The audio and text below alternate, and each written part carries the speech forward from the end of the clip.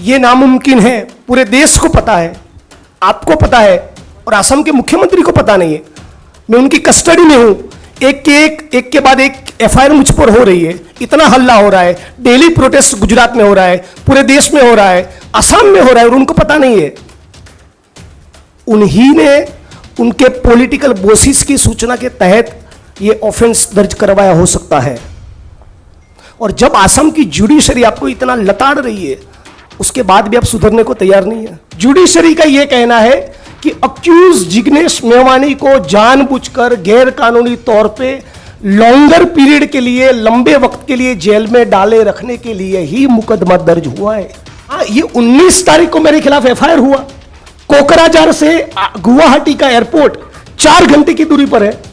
गुवाहाटी से अहमदाबाद की direct flight मिले तब भी आप अहमदाबाद लैंड करोगे, वहां से 140 किलोमीटर की दूरी पर मेरा विधानसभा का क्षेत्र हो रहा है।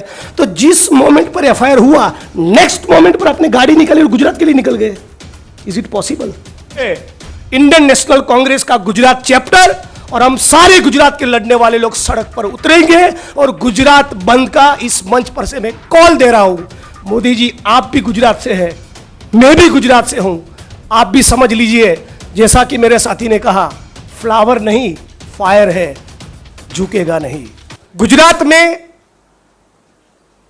मुंद्रा के पोर्ट पर 1,75,000 करोड़ का ड्रग्स पाया गया।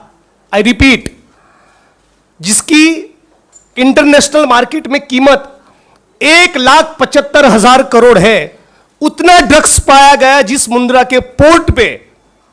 यदि आपके घर में 10 ग्राम भी ड्रग्स पकड़ा गया, पत्रकार साथियों, आपको भी नहीं छोड़ेंगे। लेकिन गौतम अदानी साहब, उनके खिलाफ कोई कार्रवाई नहीं, कोई एफआईआर नहीं, कोई जांच नहीं, कोई इन्वेस्टिगेशन और इंट्रोगेशन के लिए एक बार भी नहीं बुलाया। गुजरात भाजपा की एक दलित समाज की महिला कार्यकर्ता ने भाजपा के सिटिंग मंत्री के खिलाफ बलात्कार करने का, लगातार बलात्कार करने का इल्जाम लगाया। This is discussed in the assembly of Gujarat. Gujarat की विधानसभा में भी इस मुद्दे को उठाया गया।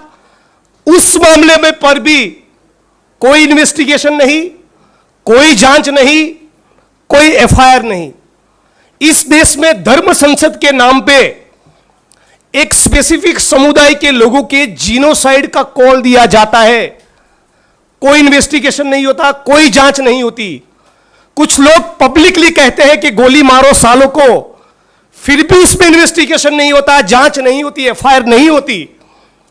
और मेरे केवल एक ट्वीट करने पर पीएमओ में बैठे गॉडसे के भक्तों ने इतने संगीन 2 एफआईआर मुझ पर कर दिए।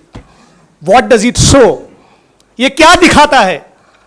गुजरात की सरकार, प्रधानमंत्री और देश की मोदी सरकार की मंशा क्या है, उनका इंटेंशन क्या है, उनकी प्रायोरिटी क्या है?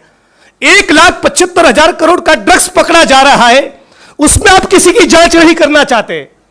एक दलित महिला भाजपा के मंत्री के खिलाफ बलात्कार का इल्जाम लगाती है, आप उसमें कोई जांच नहीं करना चाहते। एक तो नहीं, 22 एग्जाम्स के पेपर लीक होते हैं, आप उसमें कोई जांच नहीं करना चाहते। लेकिन मैंने केवल एक ट्वीट कर दिया, और ट्वीट का कंटेंट क्या है? मैंने केवल यही कहा कि गुजरात के हिम्मतनगर, खंभात और वेरावल, इन 3 जगह पर जहां पर कम्युनल टेंशन हुआ है, कम्युनल क्लैशेस हुए हैं, तो चूंकि जब प्रधानमंत्री गुजरात से है और वो गुजरात के दौरे पर है, गुजरात आने वाले हैं, तो मैं उनको विनती करता हूं कि महात्मा का मंदिर बनाने वाले प्रधानमंत्री मोदी साहब, इस कम्युनल इश्यूज को देखते हुए आप जब गुजरात आ रहे हैं तो प्लीज शांति और अमन बनाए रखने का अपील करें। मैंने उनको यही अपील किया है कि आप गुजरात की जनता को कहें कि दंगा फसाद ना हो, पीस और हार्मनी मेंटेन करिए। क्या इस देश में शांति और अमन बनाए रखने का अपील प्रधानमंत्री करे? ये कहना कौन से कानून के तहत ये ऑफेंस बनता है? और यदि उनको तकलीफ, मिर्ची इस बात से लगी कि मैंने ये कहा कि गॉडसे के भक्त है, तो मैं इस प्रेस कॉन्फ्रेंस के माध्यम से उनको चैलेंज करता हूं कि भैया लाल किले की प्राचीर पे चढ़ के गॉड से मुर्दाबाद का नारा एक बार लगा दीजिए तो दूध का दूध और पानी का पानी हो जाए। आज जो भी सब्जेक्ट पे इस देश के न्यूज चैनल्स में डिबेट हो, वहां भाजपा के सारे पत्रकार कहे कि गॉड से मुर्दाबाद, तो वो सवाल ही नहीं रहेगा। लेकिन आप शांति और अमन का अपील नहीं करना चाहते और 19 तारीख को मेरे खिलाफ एफआईआर होता है, मैं सिटिंग एमएलए हूं। अचानक पुलिस रातों रात 2500 किलोमीटर की दूरी तय करके आसाम से गुजरात आती है। 19 तारीख को एफआईआर हुआ। मुझे समझ नहीं आ रहा है उन्होंने कितने बजे फ्लाइट बुक करवाया। कोकराझार पुलिस स्टेशन और गुवाहाटी 4 घंटे की दूरी है, 4.5 घंटे होते हैं। वहां से आप गुवाहाटी पहुंचते हो, गुवाहाटी से बेंगलोर का फ्लाइट, बेंगलोर से अहमदाबाद का फ्लाइट, अहमदाबाद से आप 140 किलोमीटर दूर वडगाम मेरा कॉन्स्टिट्यूंसी, वहां मुझे गिरफ्तार करने आए। मतलब कि कहीं ना कहीं एफआईआर करने से पहले आपके फ्लाइट की टिकट्स बुक हो चुके थे। इट वॉज अ प्री, क्या है, गिरफ्तारी करके मुझे ले गए, तब मुझे बता नहीं रहे। उनको मालूम है कि मैं लॉयर हूं, लॉ मेकर हूं, मुझे बोल नहीं रहे कि कौन सा मुकदमा है। एफआईआर का कॉपी नहीं दे रहे, कौन सी सेक्शंस लगी वो नहीं बता रहे। मेरे परिवार से, मेरे माता पिता से बात करने की अनुमति नहीं, मेरे लॉयर से बात करने नहीं दिया। यहां तक कानून के धजिया उड़ाकर एक एमएलए का जो प्रोटोकॉल और प्रिविलेज होता है उसके तरफ पूरा ब्लाटंट डिसरिगार्ड करते हुए गुजरात की विधानसभा के स्पीकर को भी पताया नहीं, उनको भी पताया नहीं, उनको भी जान नहीं थी, उनको भी पता नहीं था कि हमारे एक सिटिंग एमएलए को आसाम पुलिस गिरफ्तारी करने के लिए आई है। वो जब आसाम पहुंचे, शायद उसके बाद मैं उनकी कस्टडी में गया, तब शायद गुजरात की विधानसभा के स्पीकर को बताया गया कि आपके एमएलए को हम लोगों ने गिरफ्तार किया है। तो मैं तो मानता हूं ये आसाम की पुलिस ने गुजरात की अस्मिता और गुजरात के गौरव को खंडित किया है और ये गुजरात की सरकार के लिए शर्मिंदगी की बात होनी चाहिए। इसमें उनकी इतनी थू हुई, बावजूद उसके उनको शर्मिंदगी महसूस न हुई। एक महिला को आगे किया और दूसरा एफआईआर मुझ पे करवाया। मैं मानता हूं इससे बड़ी बुजदिली और कायरता कुछ नहीं हो सकती। मैं ये कहना चाहूंगा कि ये है 56 इंच की कायरता, ये है 56 इंच की बुजदिली। आप एक महिला को आगे करके 2500 किलोमीटर दूर बैठे किसी सिटिंग एमएलए के खिलाफ इतना फर्जी मुकदमा करते हैं। और ये केवल मेरा एलिगेशन नहीं, मेरे पास आसाम की जुडिशरी का बेल ऑर्डर है। क्या कहती है आसाम की judiciary? Instant FIR in the second information and seems to be manufactured. ये एफआईआर मैन्युफैक्चर्ड है, यह आसाम का जुडिशरी कह रहा है।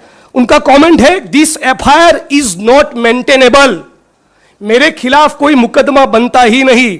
आसाम की जुडिशरी कह रही है, commission of the offence under the section 353 IPC prima facie is not establish. Prima facie मेरे खिलाफ कोई केस बनता ही नहीं।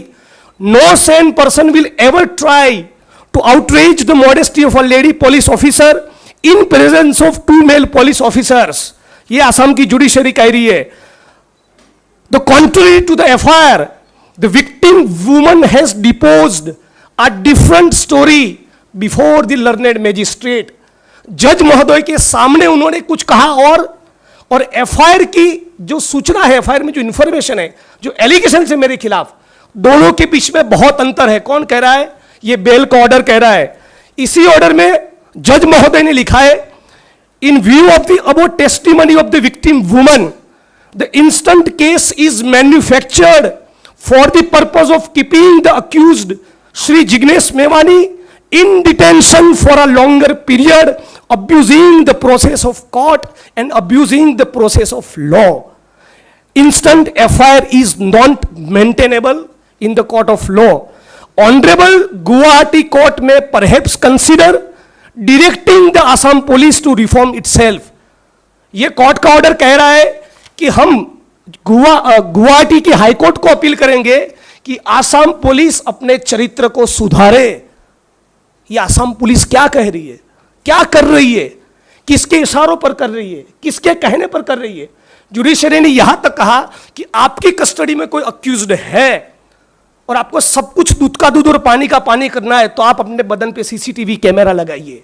इस प्रकार का कमेंट असम की जुडिशरी को करना पड़ा। इससे ज्यादा शर्मिंदगी की बात क्या हो सकती है कि आप एक महिला का इस्तेमाल एक सिटिंग एमएलए को बदनाम करने के लिए कर रहे, और इतना स्ट्रॉन्ग ऑब्जर्वेशंस होने के बावजूद भी एक बार भी असम की सरकार को शर्मिंदगी महसूस नहीं हुई। तो सवाल यह है कि असम की सरकार को अचानक क्या मन हुआ कि 2500 किलोमीटर दूर बैठे गुजरात के उस विधायक जिग्नेश मेवानी के खिलाफ एफआईआर करे। मेरा यह दावा है, मेरा यह आरोप है, यह प्राइम मिनिस्टर ऑफ इंडिया की ऑफिस से डिजाइन हुआ कॉन्स्पिरेसी है। गुजरात में चुनाव है और वो चाहता है कि मुझे बदनाम किया जाए, मुझे डिस्ट्रॉय किया जाए, और यहां तक मानो मैं कोई टेररिस्ट हूं। मेरे घर पे छापे किए, मेरे कंप्यूटर को सीज किया, मेरे एमएलए क्वार्टर पे रेड की, लैपटॉप को सीज किया, मेरे कॉन्स्टिट्यूएंसी की ऑफिस पे गए, मेरे शेयर टीम के लोगों के मोबाइल जब्त कर लिए। टीम के लोग जब अपने घर पे नहीं मिले, उनके मां बाप के मोबाइल जब्त कर दिए। मैं साथियों कहना चाहता हूं, हम लोग पेगासस के एरा में जी रहे, जहां पर भारत इस मोदी सरकार के खिलाफ एलिगेशन है कि इस सरकार ने पत्रकार, ह्यूमन राइट्स का काम करने वाले वकील और विपक्ष के नेताओं के मोबाइल और कंप्यूटर में स्पाईवेयर को घुसेड़ा है, इंस्टॉल किया है गैर कानूनी तरीके से। इस दौर में जब जी रहे, तो मुझे ये एप्रीहेंशन, चिंता क्यों ना हो कि जो मेरा कंप्यूटर लिया, जो मेरा लैपटॉप सीज किया, जो मेरे मोबाइल के इंस्ट्रूमेंट लिए, मेरी टीम के लोगों के मोबाइल जब्त की, उसमें देयर इज एवरी चांस कि by now they may have planted something. अब तक उन्होंने उसमें कुछ प्लांट किया हो सकता है।